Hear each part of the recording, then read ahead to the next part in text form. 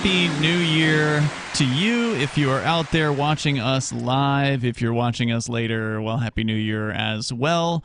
As we are here in the Eastern Time Zone at about 10:34 right now. So we got about an hour and a half until it hits midnight. Obviously, it's been the new year for a good 12 hours in a place like Saipan, for instance, which I learned something interesting about. Maybe we'll talk about that. In the studio here tonight, you've got Ian. And Bonnie.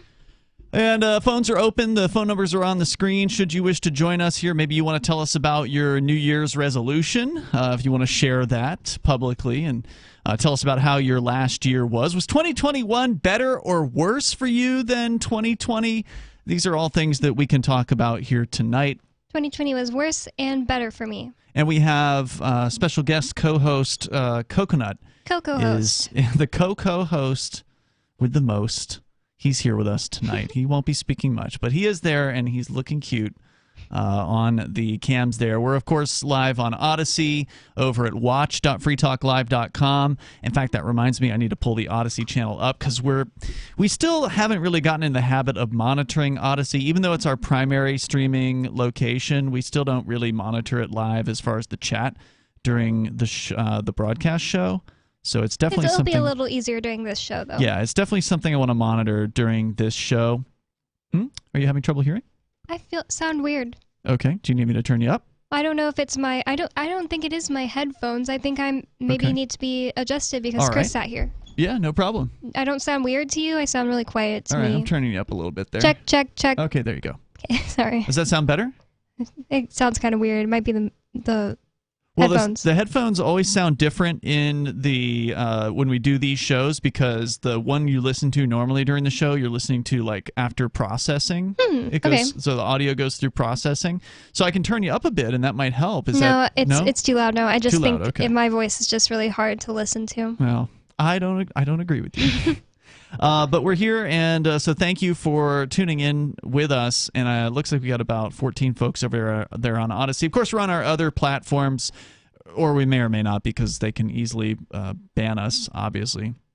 One of the things I want for the new year from Odyssey is to give us timestamps so I actually know when, and I did send them a message about this, and it sounds like it's something that they're willing to work on, so that way I can actually know what is going on as far as when people are chatting on Odyssey, because we have this sort of constant feed on Odyssey that goes across days and days and days, like basically since we began live streaming.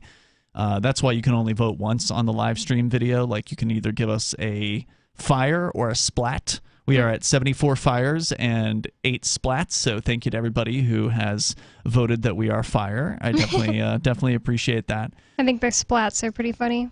But so we got to do a giveaway, so I'm going to make a note of things we've got to get done here tonight because we were rushing to get the dog walked and then get back in here so we can do this special Free Your Talk Live. Now, Free Your Talk Live means that it's not only is it open phones as Free Talk Live normally is, but it's also without the FCC. So if you want to say fuck, you can say that. There's no prohibition on that sort of thing on our internet-only show. So feel free to join us and do that. But, you know, we opened up with this song, and it made me wonder, the Auld Lang Syne, that sort of classic New Year's Eve song, and I don't know what it's about. So I just kind of... I can't understand what they're saying. Yeah, I presume that it's German. Sounds like they say all the eves that we forgot, so I thought it was English. The words are, should auld acquaintance be forgot, A-U-L-D. The name of the song, Auld Lang Syne. A-U-L-D? Yeah, A-U-L-D. According to... Old in German is alt, like A-L-T, right? According to Wikipedia, Auld Lang Syne is a popular song, particularly in the English-speaking world. It is sung to bid farewell to the old year at the stroke of midnight on New Year's Eve.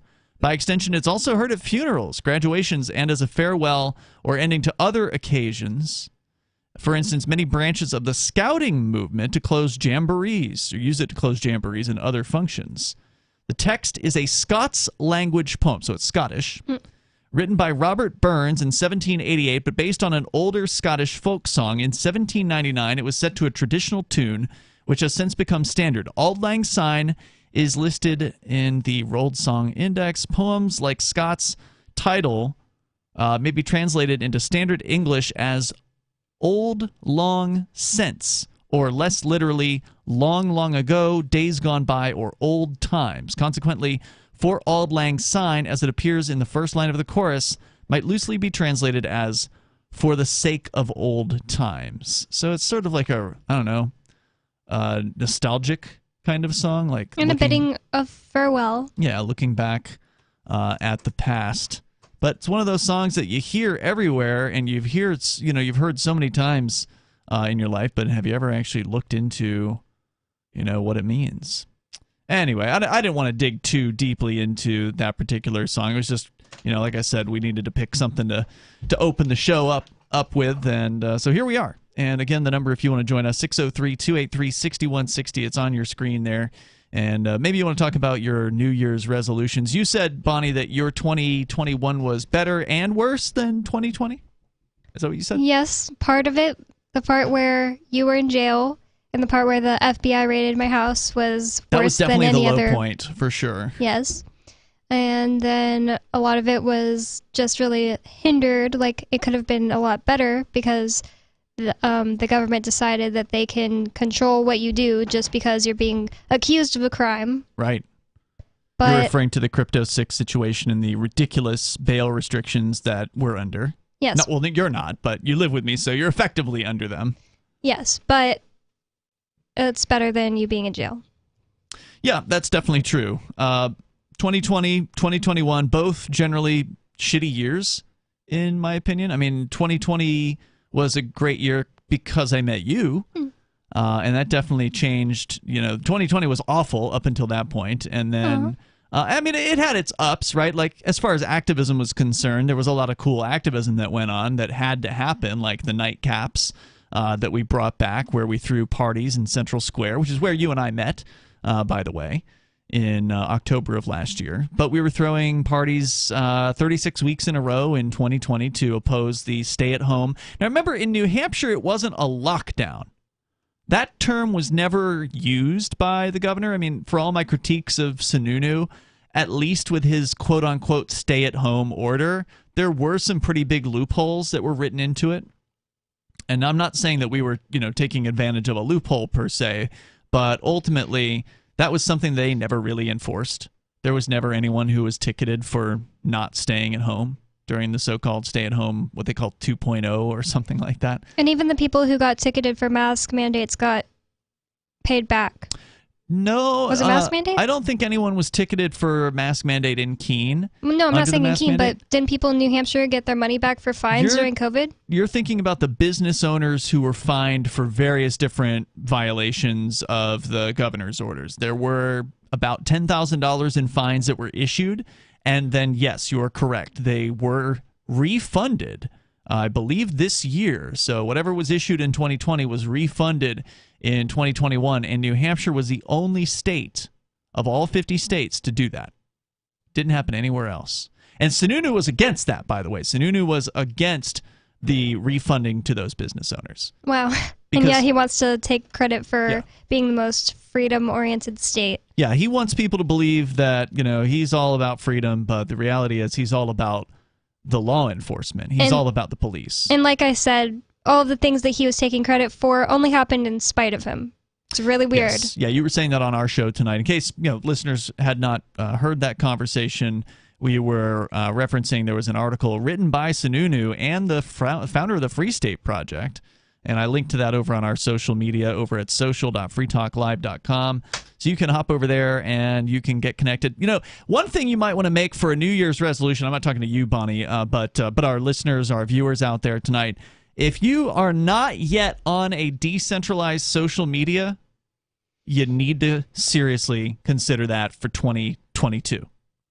I mean, because it was a year ago, basically, that we started seeing people getting just completely deplatformed. Especially if you're making any money off of your following, you need to have it, it backed up. That's a good point, because you have to remember, if you're on a platform like a Twitter or a Facebook and you have a large follower count, as we've seen, that can be taken away from you in an instant. You don't own your follower count. Twitter and Facebook own it. They are the ones who control your account. And if they want to take all of that away from you in one fell swoop with no warning whatsoever, they can do that. Vincent, who's a co-host or was a co-host here on Free Talk Live, he does his own show. I just discovered by chance that he had his YouTube channel terminated. And he looked into it. He said they didn't even tell him why. They didn't even bother to explain. And they don't have to. It's their service. They can take it away from you if they want to. So I'd suggested this because basically every week on Twitter, which is the one major social media platform that I'm still on, so I see what happens there with what they call Liberty Twitter. And every week there are people who are having their accounts deleted, suspended, taken off the platform. Even TikTok. Is that happening on TikTok as well? It wouldn't surprise me. Yep. Are you watching TikTok? No, I don't have it right now, but I know it happened to Carrie Wedler. Oh, Adam Kokesh's ex-girlfriend. I mean, that's how I know her. She's probably known for other things, but yeah. I don't really know much about what she does. She was posting anarchist memes or whatever, and or I guess it's not memes, it's videos because it's TikTok, and she got no warning, just removed from TikTok. That makes sense because on the streaming platforms that we've tried to get on in China, one of the rules is you can't do anything anti-state. But I know there are some libertarian TikTok channels. They must not have been reported yet. They must not have been, targeted by the haters or whatever. So the thing I wanted to say, and we're going to get to, we got a caller on the line, but what I wanted to point out was every time somebody gets deleted from Twitter or Facebook or TikTok, the liberty community, that gets all up in a tizzy, like, oh, F this, and oh, darn it, what a shame. Tagging Twitter. How can they do that? Yeah, tagging Twitter support as though that's going to do anything about it. And I usually will suggest, all right, well, there's this thing called Mastodon, and you can go and get on liberdon.com, which is the first libertarian Mastodon server, and they're still out there, and it's a great server. And then, of course, we've got our own at social.freetalklive.com. So there are at least two of which that I am aware. There may be more. If there's more, let me know. But there's at least two liberty-friendly Mastodon servers. And I always say, go and get on Mastodon, create an account over there. And Justin O'Donnell came back and he said, well, that's good and all, but he wants to be able to reach people who aren't libertarians. He doesn't want to be in an echo chamber.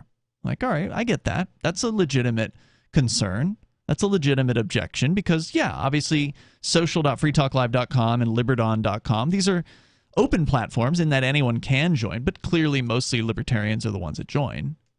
So I get the objection, but here's why you should do it anyway. Even if that's your objection, you should do it anyway, and then you can keep posting on the big platform, right? So where you can reach those other people that you are trying to reach on Twitter or whatever, or Facebook, until they inevitably take you down. Yeah. And in the meantime, you can be building your account on Mastodon. You can be directing people to your Mastodon. And telling people, hey, on Twitter, hey, I'm here, and if you like my post, don't forget that I'm on Mastodon, so if I ever disappear, you can find me. That's where you can find me. Yep. Exactly. And that way you've got time, right? Because if you've got 20,000, 60,000, a lot of these libertarians on Twitter have tens of thousands of followers, or at least they did until they got taken down. So if you've got that many followers, then it's worth it to say, hey, look, here's where you can follow me and I can't be interrupted. Here's where you can follow me and I can't be taken down. And then, it's easy to automate it. You can just use IFTTT. If you go to social.freetalklive.com in the About, I think it's on the About page, I give you the details on how to use IFTTT to basically syndicate your posts. You put your post on Mastodon, and you can automatically post it through IFTTT using the RSS feed that Mastodon provides you with over to your Twitter account. So it's not like you have to do more work. It's just a little bit of setup time, and then you just post once to one place, and it goes to both places, or more than one place. If you're on other platforms, you can copy it over there too. So that's what I would suggest is for your 2022 New Year's resolution. Start planning your escape from big media and big tech. Start taking the steps. The tools are out there. You just have to use them. Let's go to the phones here. Who's this? You're on Free Talk Live. This is Vernon. I'm down here in Sarasota for the pineapple drop. What is a pineapple drop? I've lived in Sarasota for 26 years of my life. I've never heard of this. What is it? It's this downtown festival they have where right in the middle of downtown on Main Street they have a like a LED lit kind of pineapple looking thing. It's just an LED thing, and at midnight they drop it, and they also have a fair that you can go to, and they have just a bunch of street vendors, and it goes on from 1 until about 1 in the morning. So wow, it's a tradition I always do. Yeah, I come down here every year for this, and it's great. Now is this the Vernon who normally calls from Louisiana? Yes, sir, it is. Oh, wow. Yes, sir, it is. You travel all the way to Sarasota, Florida, just for a pineapple drop? Nice and warm here, my friend. It's beautiful. I mean, it's not that cold in Louisiana, right?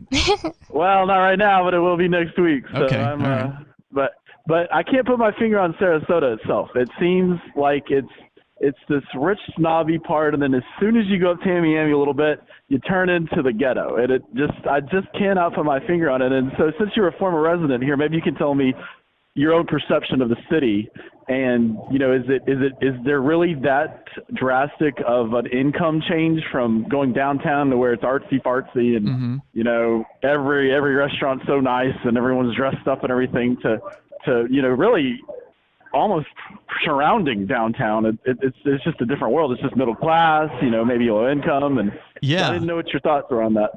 Yeah, one of the places where that is incredibly starkly clear is northern Sarasota as you're heading out of downtown on Tamiami Trail. So for listeners that don't know, this is US 41. It runs up the west coast of Florida. So before the interstates, there was a U.S. highway system. Anyway, Tamiami Trail, as you're going up north and you get up to Ringling College. There's Ringling Art College there. You might have heard of listeners might have heard of John Ringling, Barnum and Bailey, Ringling Circus, or whatever. Anyway, there's an art college there. Our co-host Johnson actually went to school at that particular art college. That was when I met him, was when he was up there. But if you go in that area, literally on the west side of Tamiami Trail, it's like super wealthy beach level kind of mansions and housing. And on the east side of Tamiami Trail, it's literally the ghetto, and it's just one road that completely divides it. There's so many examples of that in Sarasota, but that's probably one of the most stark ones. So yeah, I agree with you. That's a good observation. Do you ever miss living? I know not from a freedom standpoint, just from let's say a weather standpoint. Only a weather standpoint. Do you ever miss living here, or do you just like the weather in New Hampshire? I mean, one of the things I like about New Hampshire is that it does have seasons, and so you do have a contrast of weather throughout the year. I mean, we're in the cold season now, obviously, but spring and fall are pretty exquisite as far as the colors are concerned. Yes. And summer, of course, it can get as hot as Florida. Summer gets really hot. I'm from San Antonio, so it's not like I just don't know. And summer gets very, very hot here, and it's because it is humid. It can be humid during parts of the summer. So I do like the contrast. If there's one thing that I miss about Florida's weather, it's the thunderstorms. We hardly get them here. It's weird. Yeah, there's no thunderstorms here, and also Ian misses the fruit in Florida.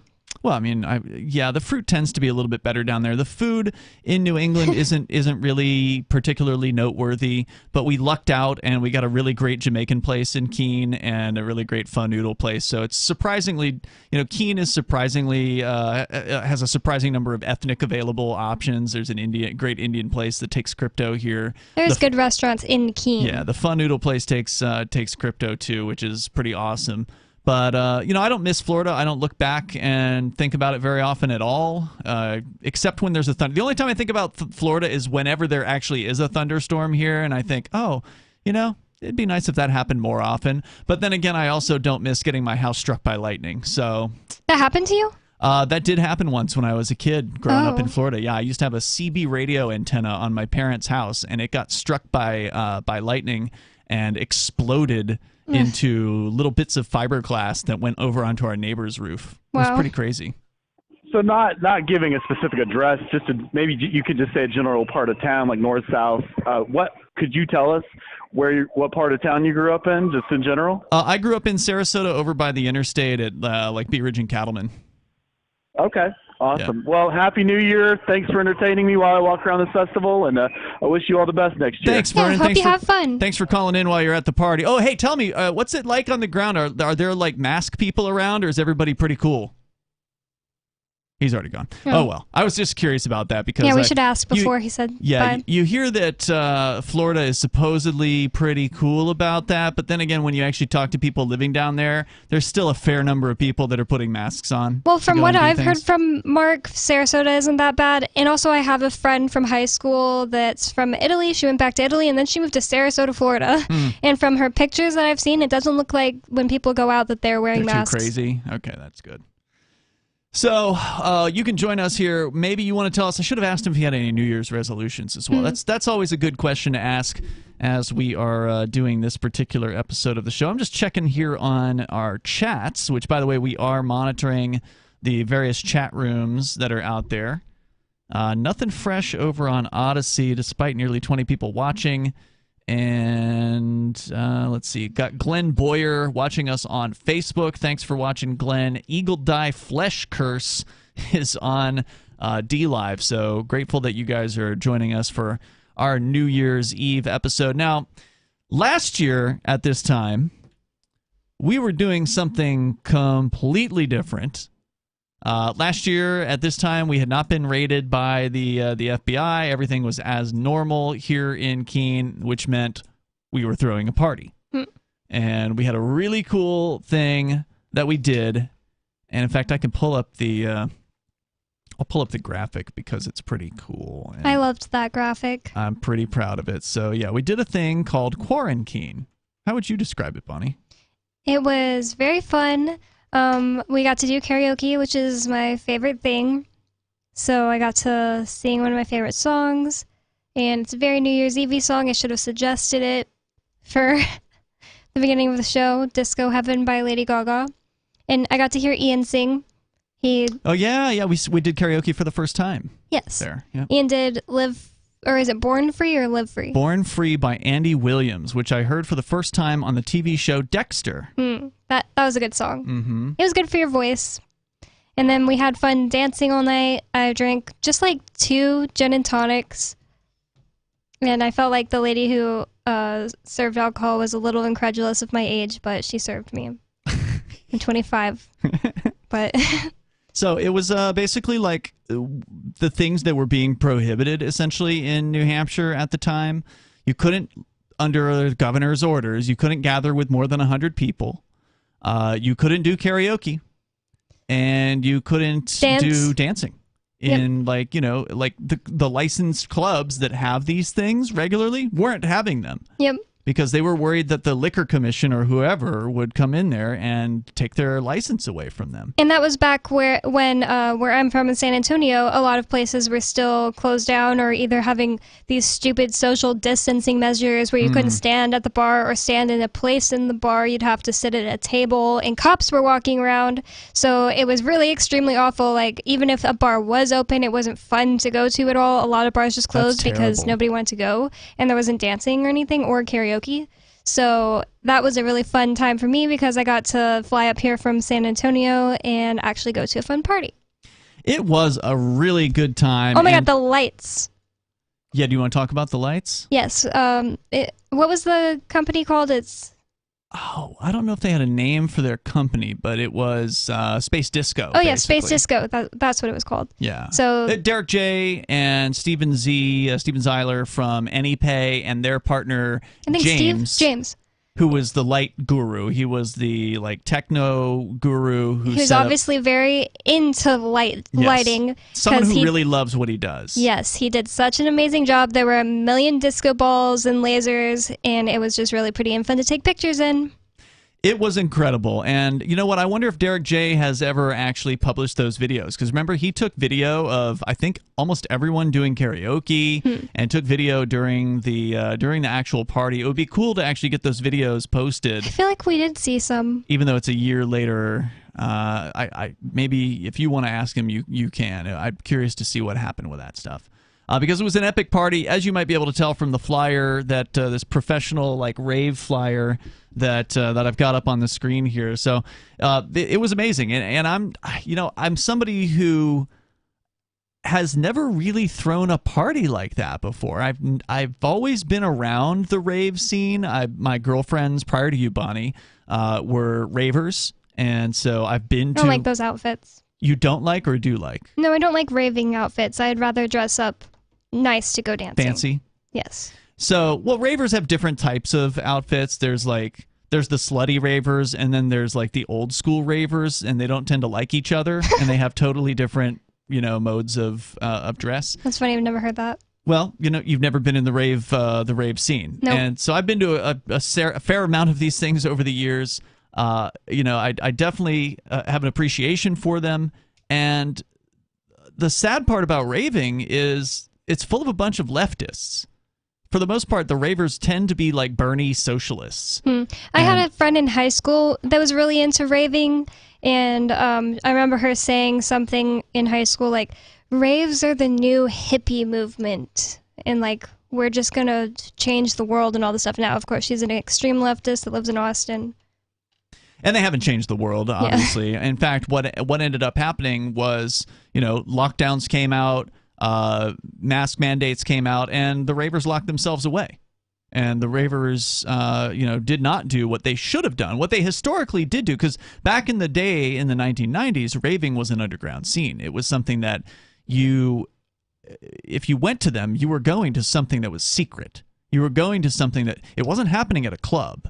It was happening at like a warehouse. Somebody rents, gives cash to the owner for a one-night kind of party, and then throws a party and then cleans up and they're gone the next day. And that's why it's really confusing to me that there even are raves anymore. Like, shouldn't have just ended. What do you mean? It's weird to me when people like my age are into raves when they're obviously not the same thing that they used to be. Oh yeah, it went mainstream. Yeah. So, I mean, like a lot of things, they quote-unquote sold out, right? I would just rather go to a club that played better music and where there was, instead of a crowd looking at a stage with a guy doing the DJ, just music playing and a dance floor. That's all. Yeah, and that's kind of what we did. We basically threw an underground rave. Yes, I thought ours was fun. I'm not bashing ours. I'm talking about the ones that happen in big arenas and are, Oh, I've mainstream. never seen a rave in a big arena. They do have those. They have big festivals. Oh, you're talking about like the travel. electronic music festivals? Yeah. Those things? Okay, yeah. I guess you're right. Plus, I've just never been to those. I don't typically like electronic music, but I did have fun with all the music that was played at the thing last year. And I've Quarantine? Quarantine. But part of it was trance. I love trance now.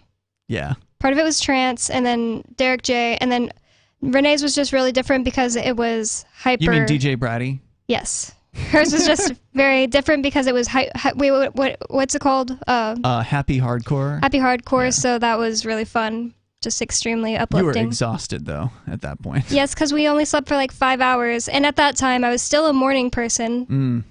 My friends used to always make fun of me because if I didn't have plans, I would just go to sleep at 10. Oh my goodness. So unusual.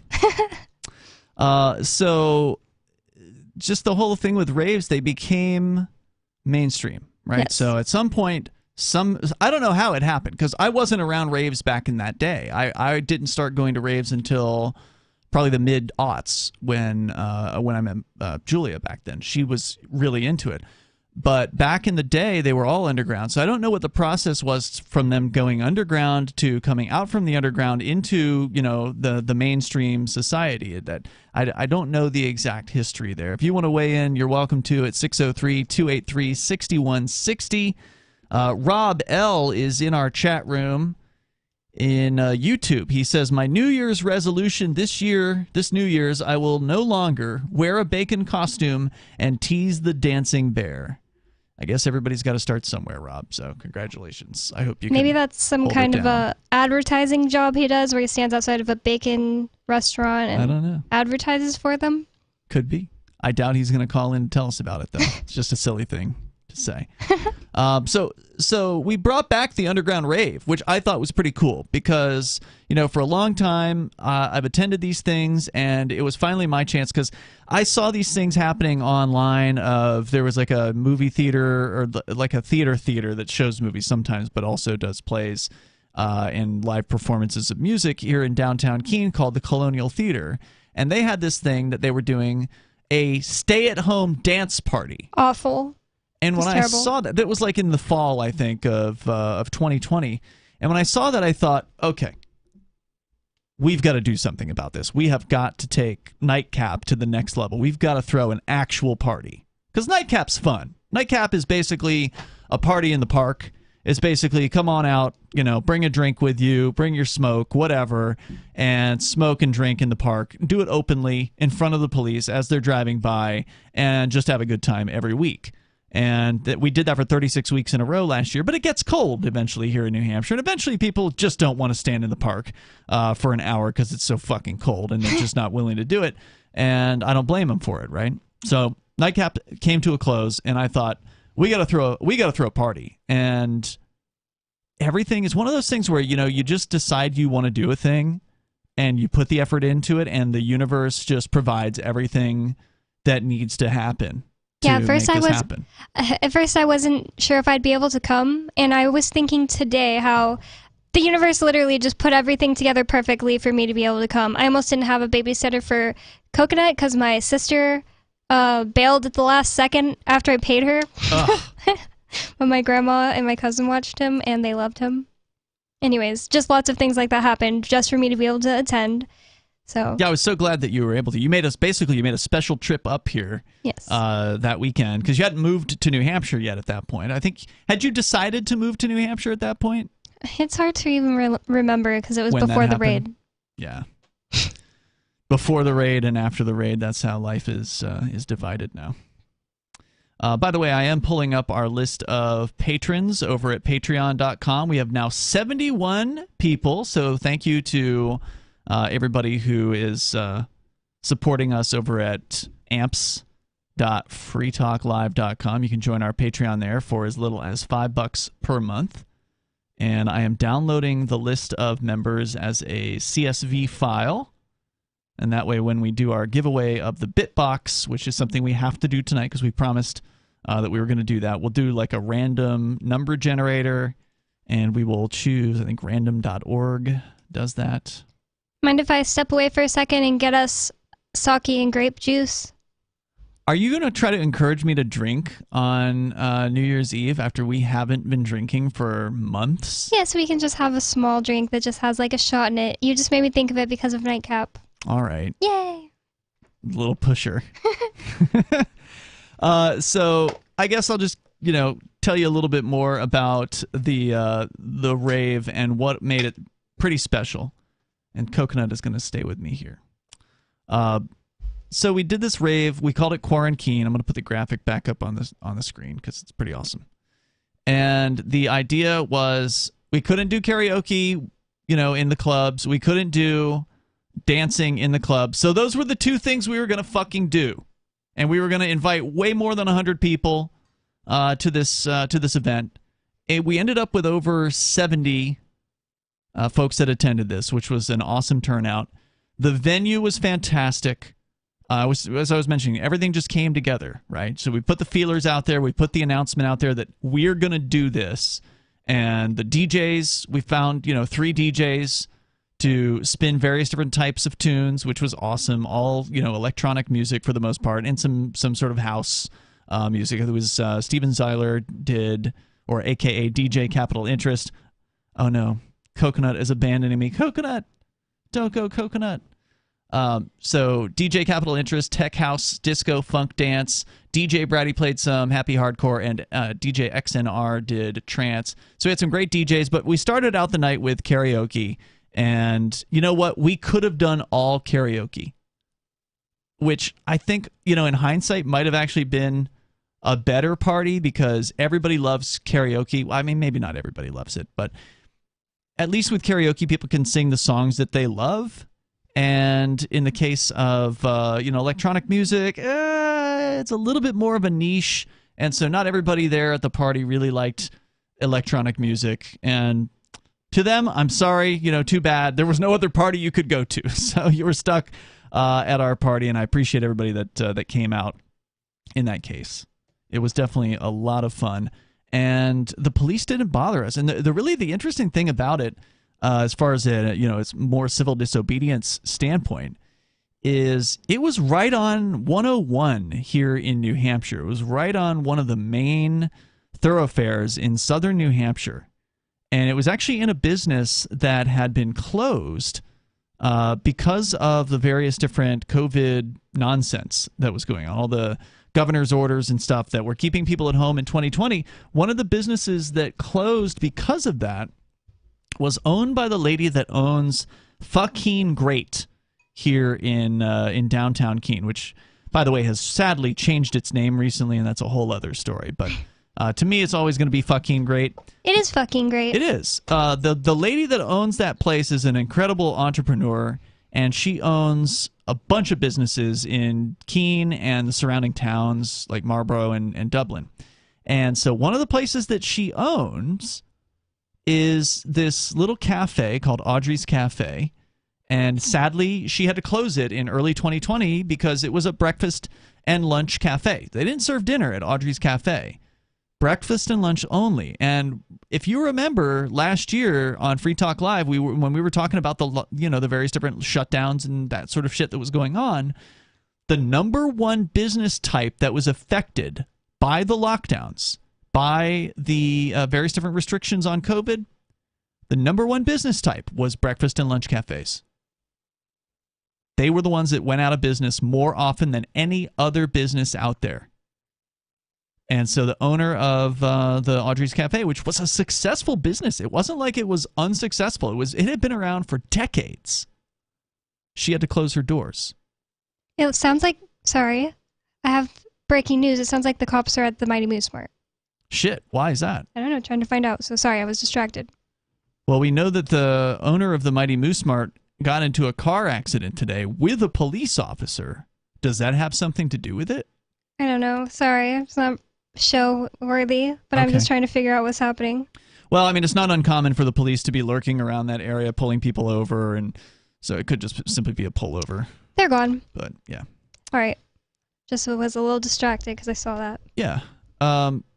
So anyway, was just kind of doing a recap of last year and what made this a really interesting location, because this, as I said, it was an underground party, but it was also out in the open. At a business that was closed down by a woman who was not affected by the lockdowns. When you say not affected, what do you mean? I say that because that's what the judge decided. That's what the judge, decided, not me. Which judge? Whenever Malaise, you, and Aria tried to sue because of the lockdowns. Who were you suing? The city of Keene, right? We sued the city of Keene and the governor over the mask mandates. Actually, it wasn't about lockdowns. It was about just the mask mandate. And that judge threw that case out after 11 months. And yeah, you said that the judge said we weren't affected by the mask mandate, so therefore, case dismissed. We didn't have any, what they call, standing to sue. Even though two of her fucking great restaurants closed. That's right, yeah. 2 restaurants, one of them in Marlborough, one of them in Dublin. So we went to the one in Dublin. She was so gracious to provide her restaurant. I was willing to pay for it. Like, I was just to find a good venue, right, where we've got a friendly owner.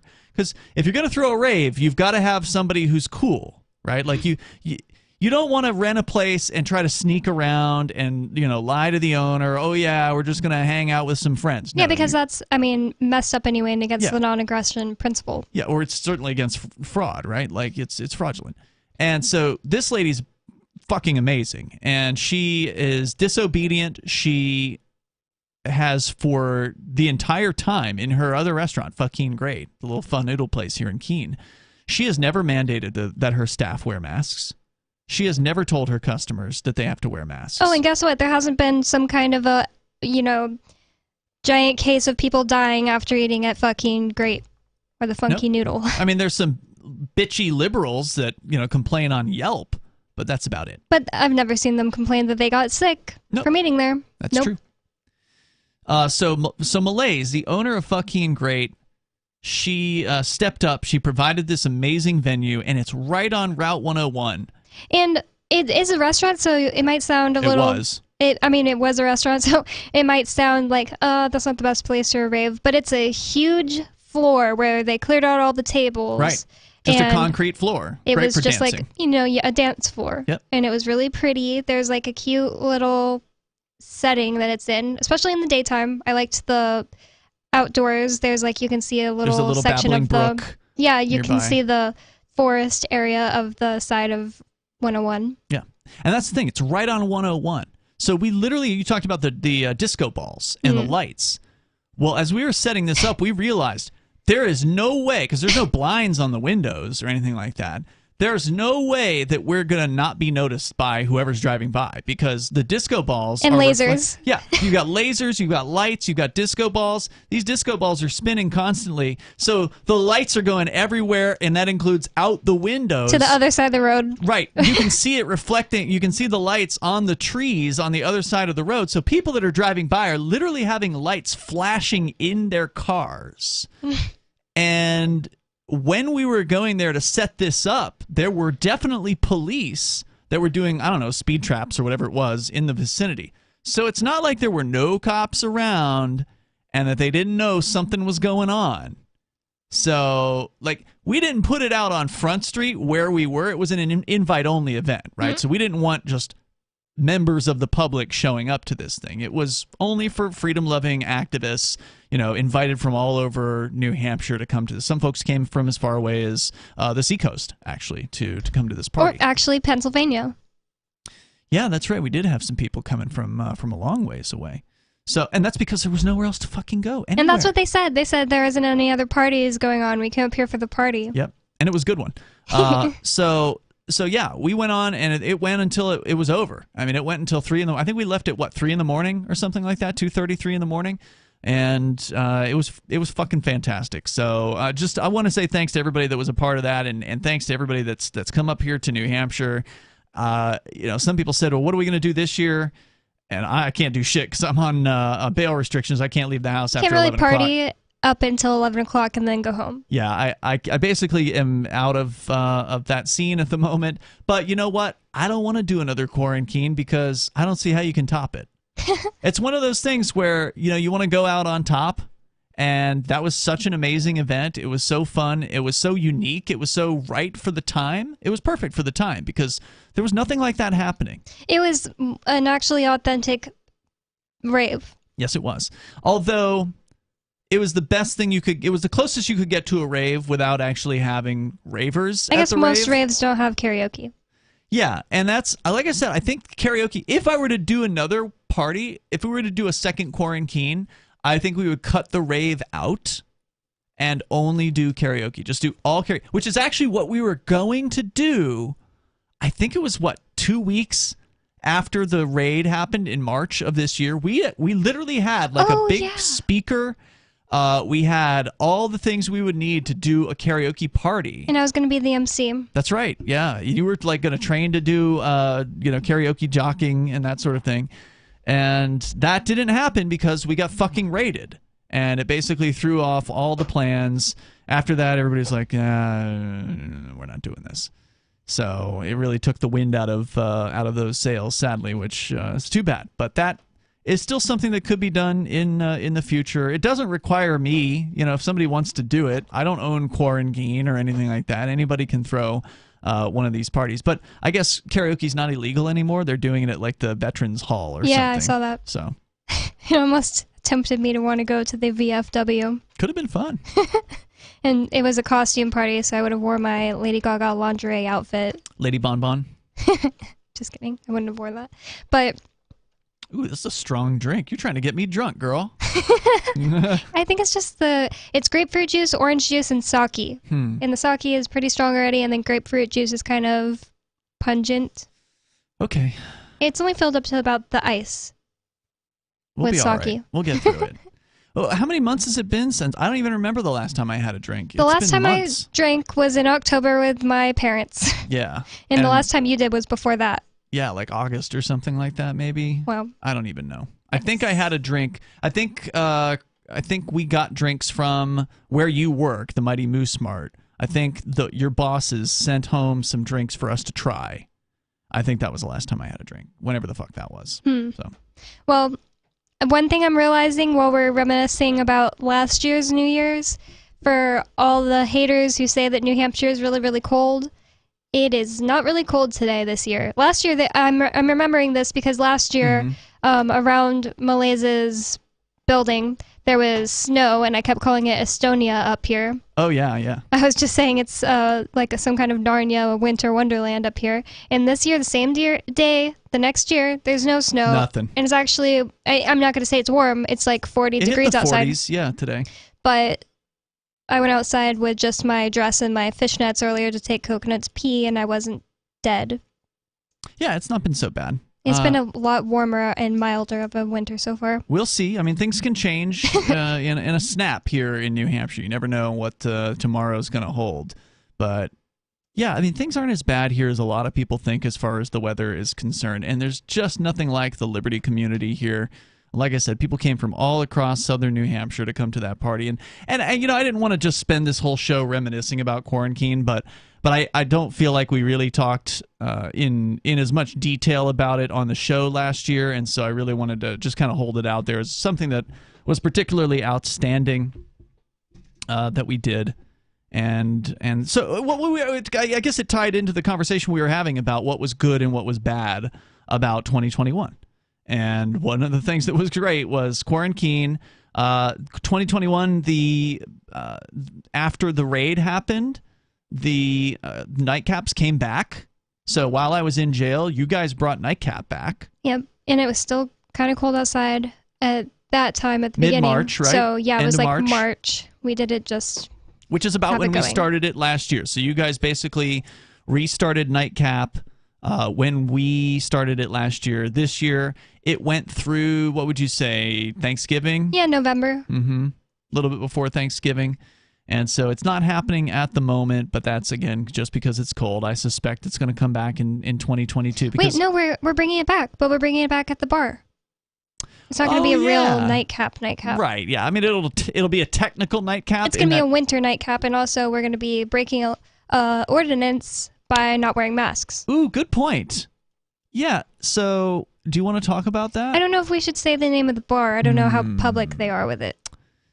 Well, she's got a sign on the door. Oh, yeah. Her sign on the door says, masks not required.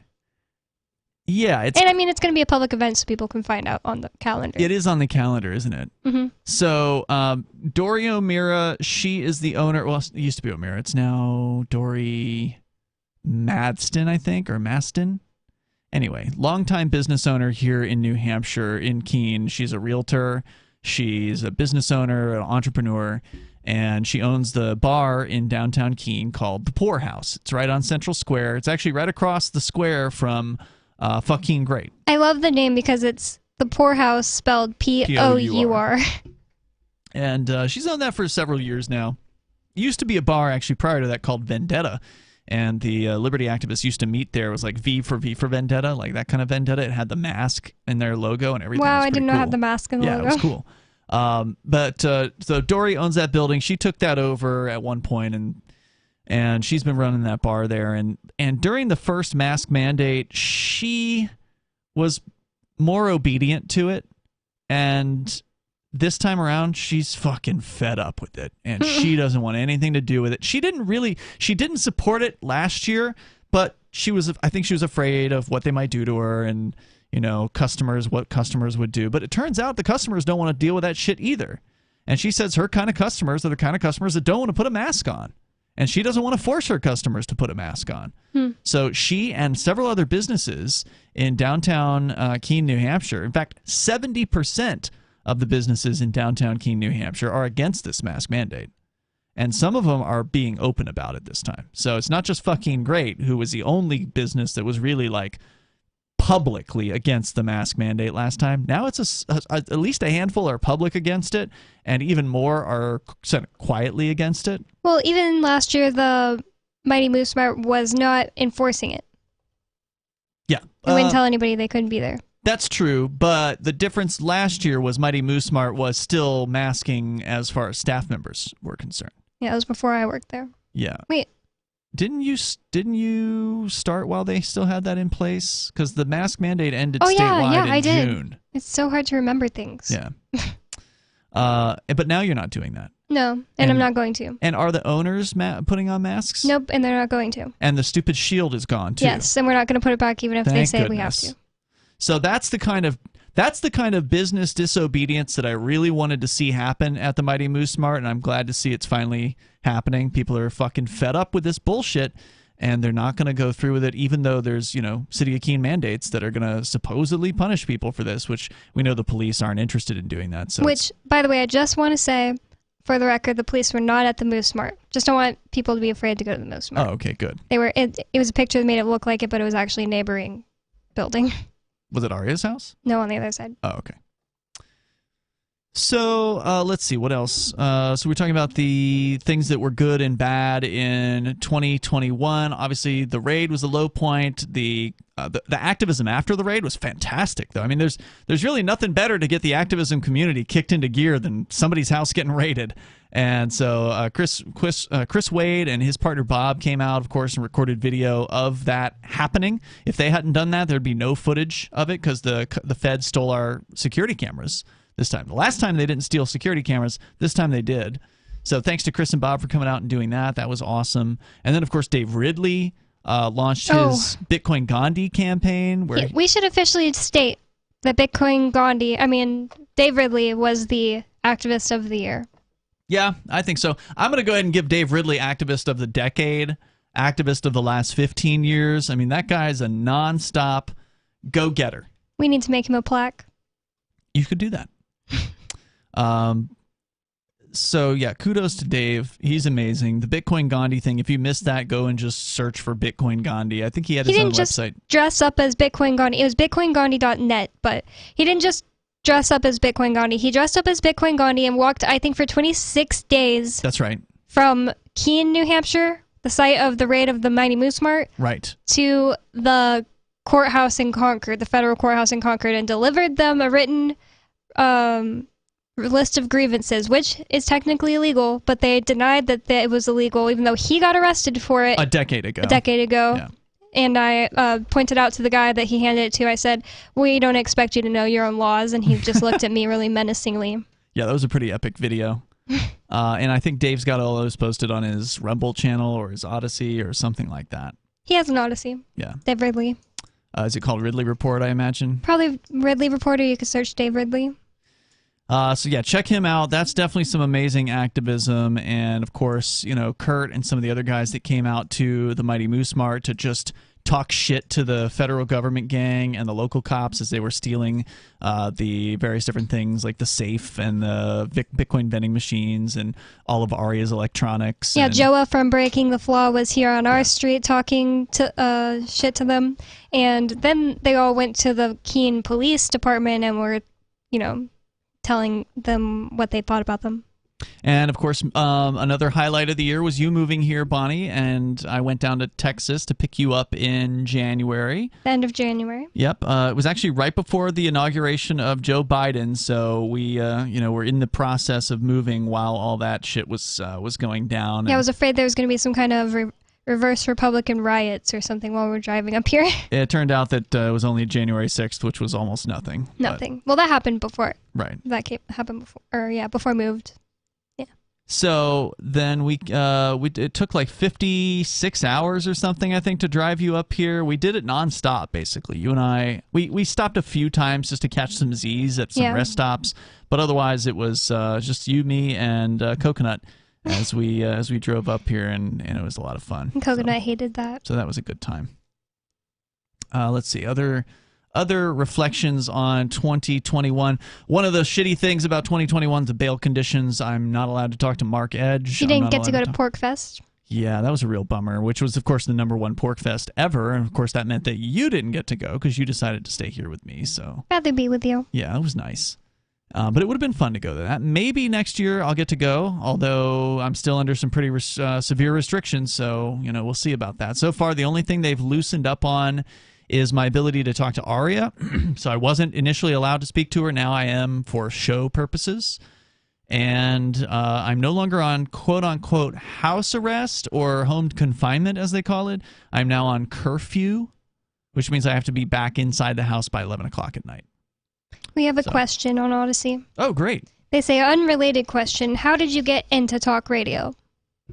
And this is from Melvana on Odyssey. Okay, I'll try to keep it short because, this was a long time ago. But I started listening to talk radio. My dad was a listener to talk radio, so I was familiar with it. And I was frustrated that the libertarian position was not being, shown or represented. Yeah, that's the word I was looking for, on talk radio. And I was already in radio at the time, so I was a rock and roll disc jockey on a rock station in Florida.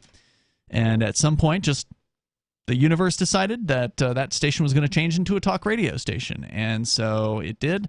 I'd always had an interest in kind of doing talk radio. I always wanted to use the radio to share my opinions about libertarianism and that sort of thing. I was a libertarian by the time I was a teenager, basically. And you loved pirate radio even when you were a kid. Correct, yeah. And so the station changed to a talk radio station. A year later, we still didn't have a local show on the station, so I pitched the station manager on having a local show. We called it Free Talk Live, and the rest is history. Now we have 180 or 190 radio stations across the country and some wonderful internet listeners. So thank you, Milvana, for asking the question. Basically, to shorten the story, we offered to do the show for free. So that's how we got into it. Because if we demanded that they pay us to do a show we'd never done before, it never would have gotten off the ground. Was so that Mark was the part of secret. the show at that point? He was there on day one. He was our phone screener. Oh. Phone screener and co-host, basically. But that's how we got it off the ground, was we offered to do it for no pay.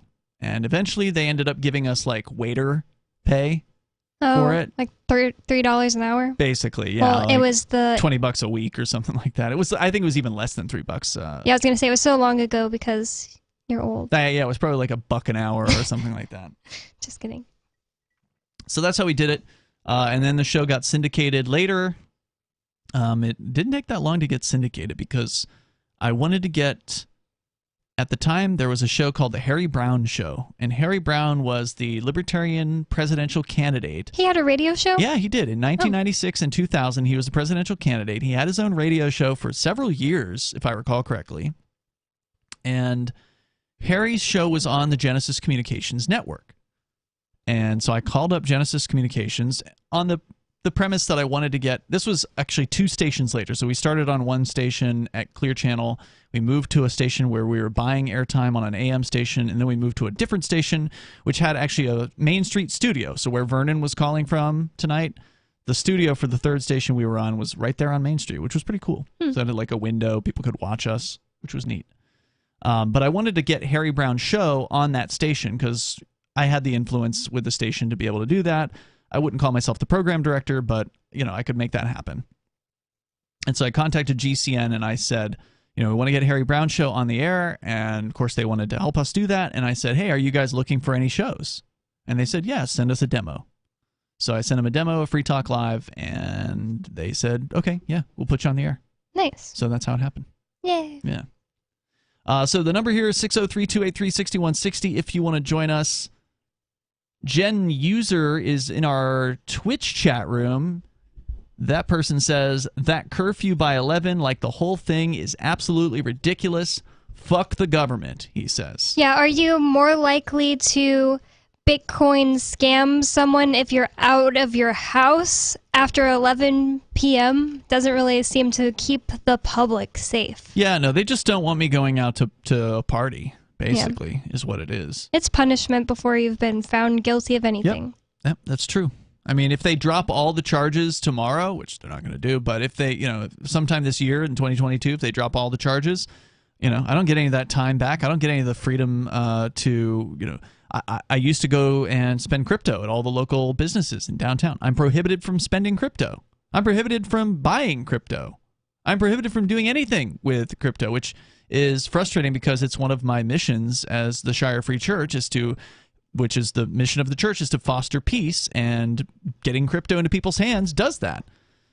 So the whole thing is fucking ridiculous, but here we are, I mean, at least they didn't shoot the dog. So. Yeah, no, I was having a flashback today. Not really a flashback, but just I was trying to enjoy a shower and started thinking about how annoying it was that I told the FBI agent that was had me handcuffed that I wanted to pick up my dog, and he said, "Don't worry about the dog." okay, thanks. I can I'll just not worry about this thing that is so important to me. Yeah, and my answer to that was, well, am I being detained? And he just said, you're being restrained until we can find out if there's anything in this house that's going to hurt us. And it was just so hard not to say anything rude back because I didn't want him to just get mad at me and hurt my dog or something. I don't know. Yep. The dog that was Coconut running around in the streets, just openly. With all these cars everywhere. 10-degree weather. He's just running around. It's dark outside. And he was really frantic. He was growling at the people with guns because they were yelling at his friend Nobody. Yeah, it was pretty awful. And of course, Nobody is on bail restrictions as well. Arya, all of us are on bail, ridiculous bail restrictions. Nobody's maybe the worst. I mean, mine are pretty restrictive, and ours are differently restrictive. Like, I've got monitoring software on the computer and the phone that I have. Yeah, Nobody doesn't have that. He doesn't have that. But he cannot be on the radio. Yeah, and he can't make public statements. He can't be on television. I'm allowed to talk to Nobody, and Nobody is just absolutely... He's bummed out from what I hear. Yeah, he's bummed out about all his restrictions. He hates what's happening to him. He just wants to be able to, first of all, be on the radio. He misses it. So does Mark. Mark is not barred from being on the radio, but he's not allowed to talk to you, and you live here. So, yeah, Mark wants to be able to, get his opinions out, and he feels like that it helps keep his brain sharp to be able to speak on the radio, but they're restricting him from doing it, essentially, because they're restricting him from speaking to his business partner. Yeah, it's crazy. I mean, I wouldn't call him a business partner as much as a co-minister, personally, but he always says he likes using that term. Yeah. But I mean, I guess business can be something that keeps you busy. So there is that. What else from 2021, Bonnie? Was there something that was really outstanding to you? Of course, we saw the political successes of the Free State Project, which we touched on tonight. If you didn't catch that, grab the show over at freetalklive.com. We spent, I think, the last segment or two on some of the wins that the Free Staters have had here in just the last year. Bitcoin hit an all-time high. CACR 32 got introduced, which is the New Hampshire secession constitutional amendment. That's pretty exciting. I can officially say now that I formed Decriminalized Nature in New Hampshire. Is that official? Yes, I can officially say now. Congratulations. Thank you. What is that? Decriminalized Nature is a organization based out of California, and they started in Oakland, California, with really nice mission. Their mission is to decriminalize nature. So psilocybin mushrooms, any entheogen that's a plant or fungi, they just see it as a part of nature that should not be regulated by the government any more than grass is regulated by the government. Grass or, daisies aren't regulated by the government. Tomatoes. But for whatever reason, psilocybin mushrooms are things like that. They're a Schedule 1 narcotic, according to the federal government. Which means they have no medicinal value. That's what they say. You're wondering what happened to Coconut. He just growled and jumped out of his chair. You're welcome to go check on him if you want to. Okay. But Decriminalized Nature, pretty cool organization from what I can tell. And the thing that I like about them, and I'm not officially like part of the organization, but I certainly am a supporter of it. The thing I like about them is, surprisingly, for a group out of California, they actually are not advocating for regulations. Decentralized or Decriminalized Nature is all about just letting people grow and give away and these things, mushrooms and or psilocybin mushrooms or peyote or there's another one they talk about a lot. The one ibogaine. Yeah, iboga. So whatever it is that grows, whatever it is that's natural, if it's a plant, if it's a fungi, they just want the government to leave it the fuck alone and let people make their own choices with that. They don't want to see regulations around it, which they understand benefits the corporations and benefits the politically connected. And that's what we've seen with the cannabis laws all around the country.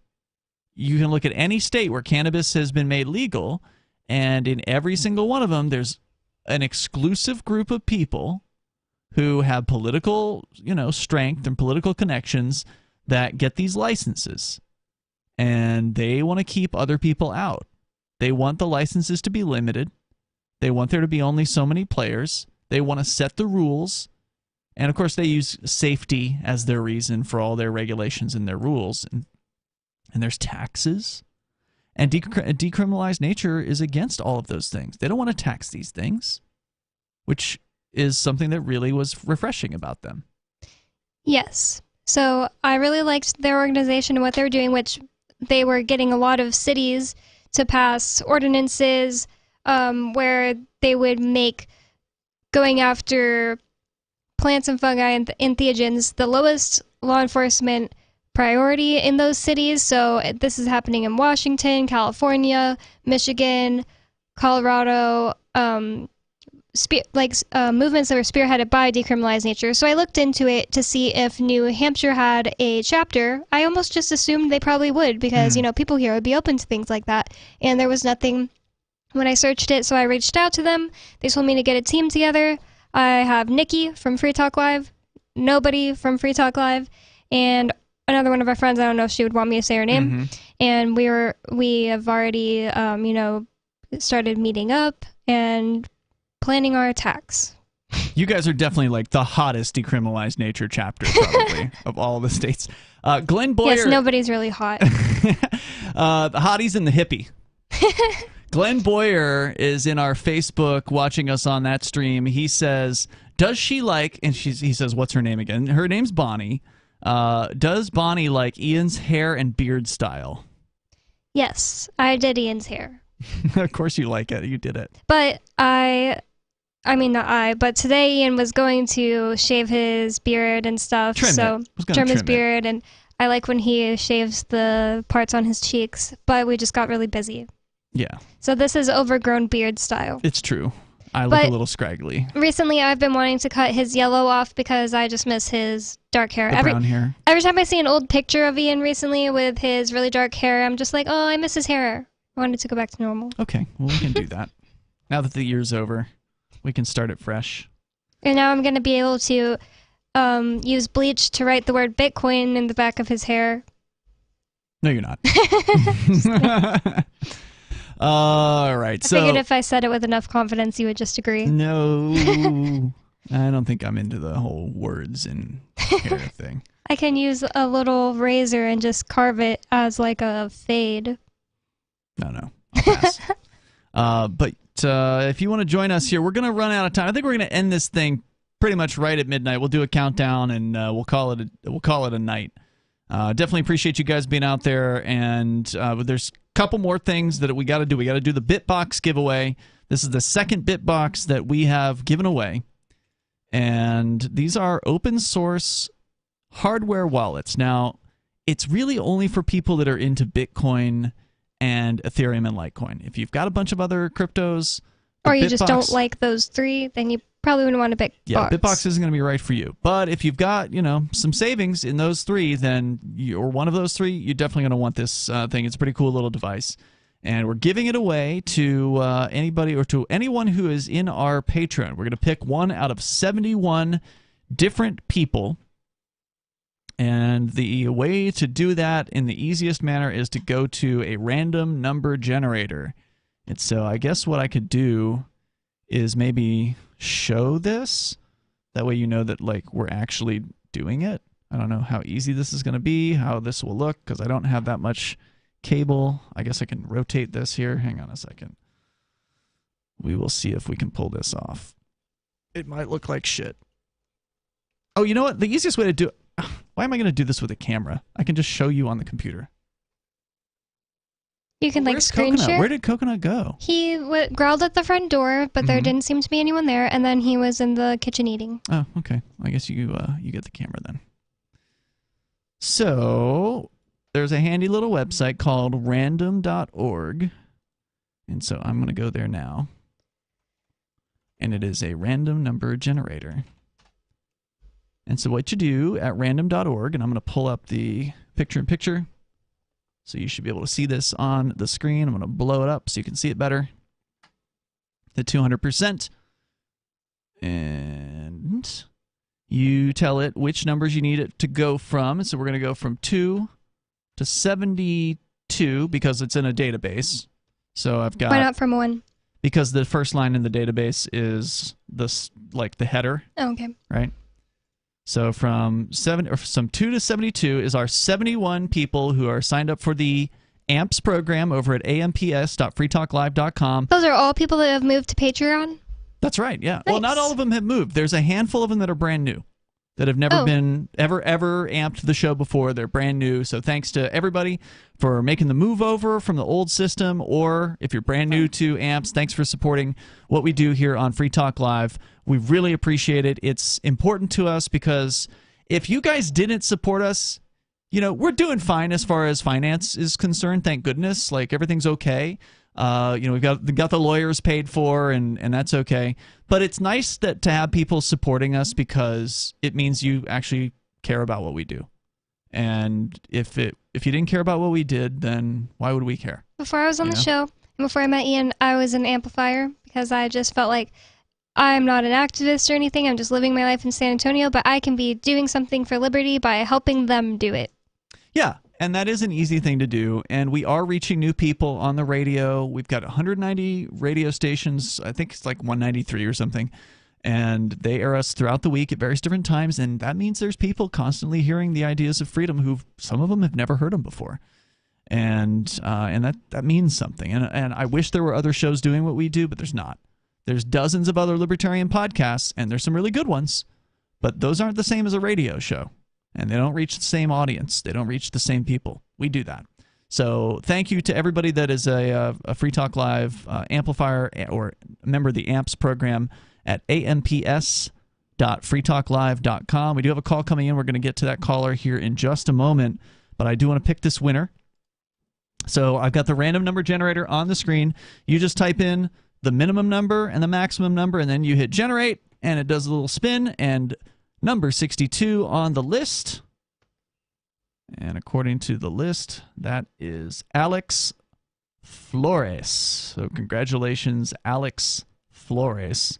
I will send you an email, and you are the winner of the Bitbox. And we're going to do another one, by the way, so if you feel like you missed out and you didn't get your chance to win, this was the second Bitbox giveaway we've done. We did the first one was to people who responded, I think, to they joined our social media platform. Yeah, and tagged Aria. And they were following us on Odyssey. So people who did both of those things and tagged Aria about it. So there was only like 20-something people, so that was pretty easy. Yeah, I think there was 19, so this one is a bigger. This one is a bigger pool. But on the other hand, not everybody here per se chose to enter this contest. So maybe Alex has Bitcoin, maybe he doesn't. I don't know. We'll find out. But I'll send him an email about it. And if not, maybe we'll do another giveaway. So that's done. Congratulations, Alex Flores. And again, if you want to join the AMPS program, it's all about helping us continue to advertise, market, promote, and support Free Talk Live. So if you appreciate what we do, you can join us there. Let's go to the phones, and we'll find out who this person is. You're on Freer Talk Live, and Happy New Year. Happy New Year. Hey, who's this? Mac from Colorado. Hey, Mac. What's on your mind tonight? I just wanted to get your opinion on if you guys, basically pitch you the idea of maybe having, I guess, Freer Talk Live on more often.